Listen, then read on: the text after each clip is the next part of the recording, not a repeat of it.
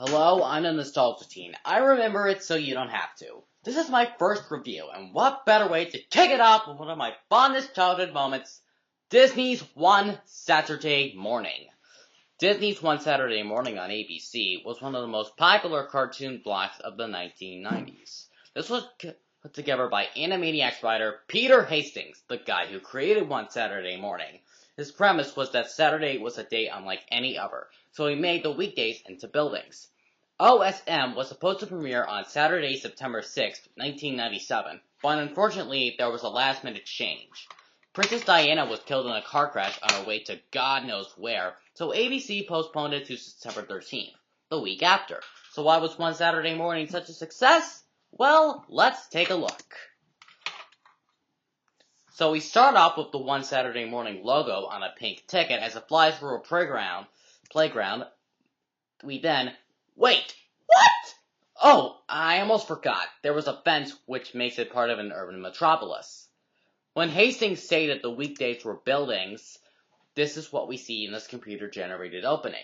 Ticket flies through a Monday moving van, then to a Tuesday factory, a Wednesday railway station, a Thursday factory, and a Friday power plant. Then we see a wooden clubhouse with a shaped like the number 1, with a flag with a D in the Walt Disney font. Then it transforms into the coolest building ever seen on television. It's got lights, gears, glasses of orange juice, bowls of breakfast cereal, and even a roller coaster. While we see the intro, we listen to the theme song composed by Peter Hastings himself. According to the theme, One Saturday Morning lasts 5 hours. The building itself is again shaped like a 1, hence the title One Saturday Morning. The interior of the building is pretty cool too. It looks like Pee-wee's Playhouse in Grand Central Station. In fact, that's what Peter Hastings originally thought of it. Grand Central Station, but with a roller coaster. So who's the block host? Well, the host of this block is none other than Cindy from Dark Angel. Well, yes! It is Cindy from Dark Angel. In fact, it's Valerie Ron Miller, portraying our host, Mimi. Her co-host is, and I am not kidding here, a 500-pound talking elephant named Jelly Roll. The whole building is shot in front of a green screen with CG elements. So now that we've seen the information about the lineup itself, let's talk about the shows that littered the schedule. We'll begin with Pepper Ann, created by Sue Rose of Angela Anaconda fame, the smartest of the shows on the block. Although there was very little merchandise, as I recall, it was a pretty good show. The series was about the 12-year-old Pepper Ann Pearson, voiced by Kathleen Wilhoit, with her friends Nikki and Milo. Pepper Ann tries to be cool, even if she fails when it comes to the 7th grade. I think this is like a Disney version of Saved by the Bell, only on ABC. Pepper Ann even tackles some adult themes as well. If any show has a comeback in the wasteland of nostalgia, it's definitely Pepper Ann. Another popular show on the lineup was Disney's Doug. Now you might be wondering, how could Disney make one of Nickelodeon's original cartoons? Well, since Disney bought Jumbo Pictures, this company responsible for the original Nick series, creator Jim Jenkins decided to make a series starring his original characters. The show was originally called Brand Spanking New Doug until 1998, when it was called Disney's Doug. The show premiered when Disney bought the ABC network and brought back all the fun of its predecessor. Despite the Hunkerburger being closed down, the Beats breaking up, Patty Mayonnaise cutting her hair, Roger Klotz becoming rich, and of course, replacing Billy West, the original voice of Doug Funny, with Tommy McHugh. But I digress. Sometimes characters, yes, even cartoons, need to evolve, and Disney and Jenkins made a good example, leading to very funny situations. Out of all the shows on the lineup, the most popular and critically acclaimed was, of course, Recess, created by Rugrats veterans Paul German, Joe Anselo Shabhir, or as I would call them, Paul and Joe.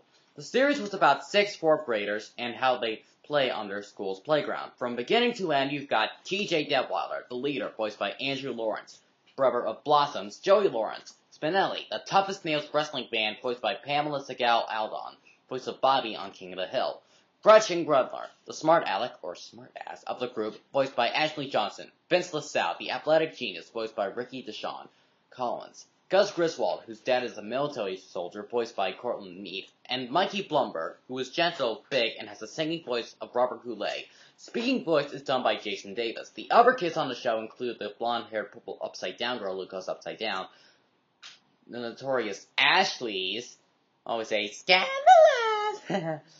Randall, the sneaky dealer, who's voiced by the son of Phil Donahue, Hustler Kid, who's sort of like a flasher or something, the Diggers who dig, King Bob, who sort of rules the jungle gym, and the cannibalistic kindergartners, to name a few. The reason why Recess was so popular is because it had its own movie and was on the air for a few seasons. When it was canceled, I said to myself, like TJ would say, this won't, which is his way of saying, this sucks. Bottom line, Recess was cool. With such an important lineup, Disney was also able to feature the Disney character that started it all, Mickey Mouse.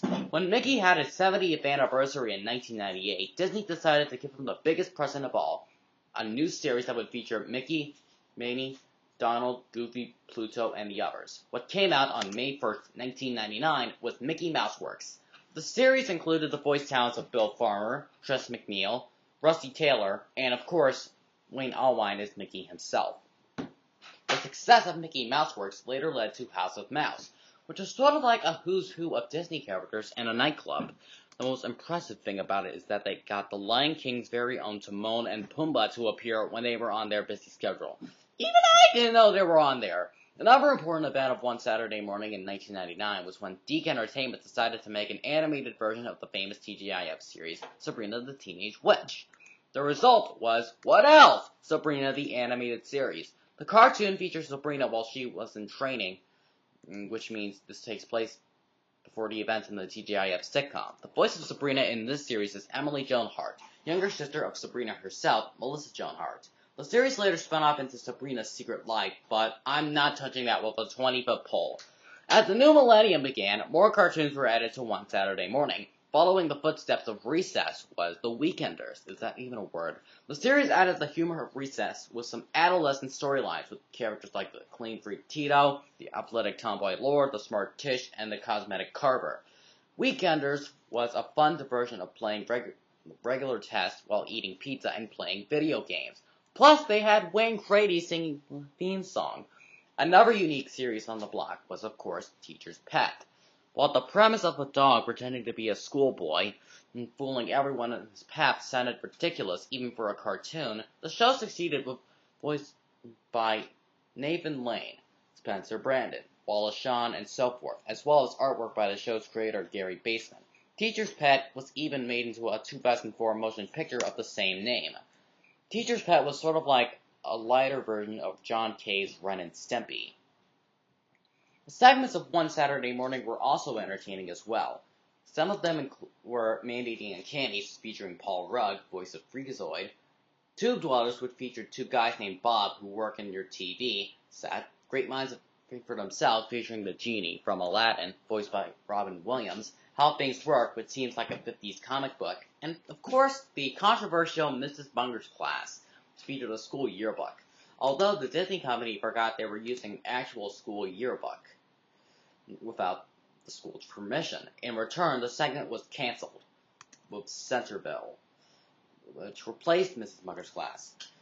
Centerville had the same style as its predecessor, and new characters with a new way of telling the story. I have seen every episode of both Munger and Centerville. You can see them on the YouTube channel Mrs. Munger, or on a DVD from NakedRabbit.com, which I have.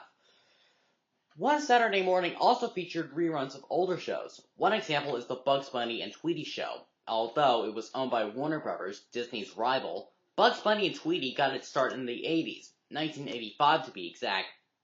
It was an hour of classic Looney Tunes cartoons, which is on ABC, which is ironic seeing that Looney Tunes were also on ABC, CBS, NBC, Fox, Kids WB, Cartoon Network, and many other networks. Another show that was in reruns was The New Adventures of Winnie the Pooh. This is the last show I'll talk about for now. Again, this show started in the 80s and was on One Saturday Morning even since its beginning in 1997. Although you can't blame Pooh Bear, I mean, who can't? The show was very cool and featured all characters from the 100 Acre Wood, including Christopher Robin. The series also marked the first time Jim Cummings ever did the voice of our lovable Pooh Bear. Plus, Paul Winchell reprised his role as Tigger from the original shorts based on A.A. Milne's original stories. And of course, the series had a great theme song. The 80s were a great decade of theme songs, as well as the 90s. One Saturday Morning did have a spin-off block called Disney's 1-2, which premiered on September 6, 1999. It was originally called Womptastic, but according to T.J. Detweiler, I said Wumps means that it sucks. Well, it was sort of like a late 90s version of the classic Disney Afternoon. It was on weekdays and Sundays on UPN and its syndication. It advertised that OSM's programming would run every day. Although it wasn't as good as One Saturday Morning, 1-2 was experienced on OSM every day.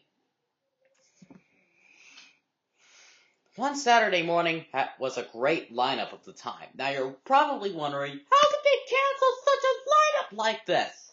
Well, I'm glad you asked. During its first season, Recess was still on along with shows like Disney Channel's Even Stevens and Kim Possible, but now it's got the worst of Disney. Today, ABC's Saturday morning lineup barely has any cartoons and has Disney Channel sitcoms, which is ironic seeing that you can just watch the shows on Disney Channel and not on ABC! But it doesn't stop there, because for some reason it has Saban's Power Rangers. Well, don't ask me why. Well, okay, One Saturday Morning did make a comeback once in 2008, but it was just terrible because I didn't watch it. It just had game shows. Well, I tried to make a recreation with modern shows like Lilo and Stitch and Phineas and Ferb, as well as some adult shows like Beavis and Butthead, King of the Hill, South Park, and Family Guy. But it didn't catch the same style as it did.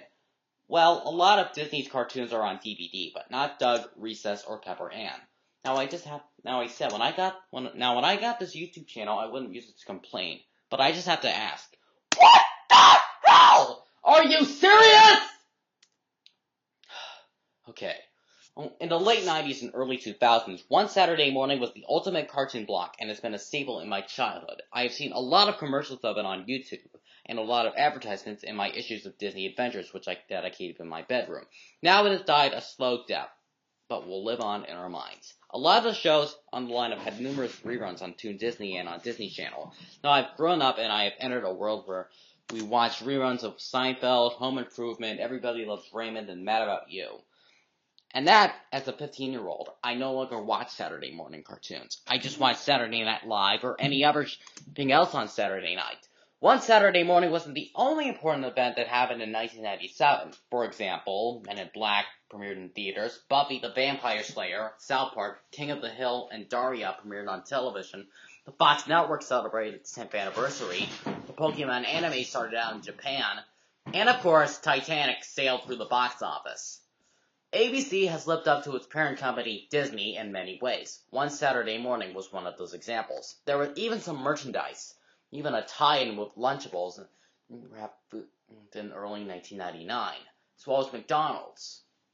There was even a cassette under the One Saturday Morning name called The Music of Disney's One Saturday Morning. There was also a website for One Saturday Morning called Disney1.com, part of the Go Network. You may notice that I left out shows like 101 Dalmatians the series, Tom Snyder's Science Court, Hercules the TV series, and many, many more. Even though one of the black slogans said, you only get one Saturday morning, we've only had 52 Saturday mornings for 1 year and over 250 Saturday mornings for 5 long years.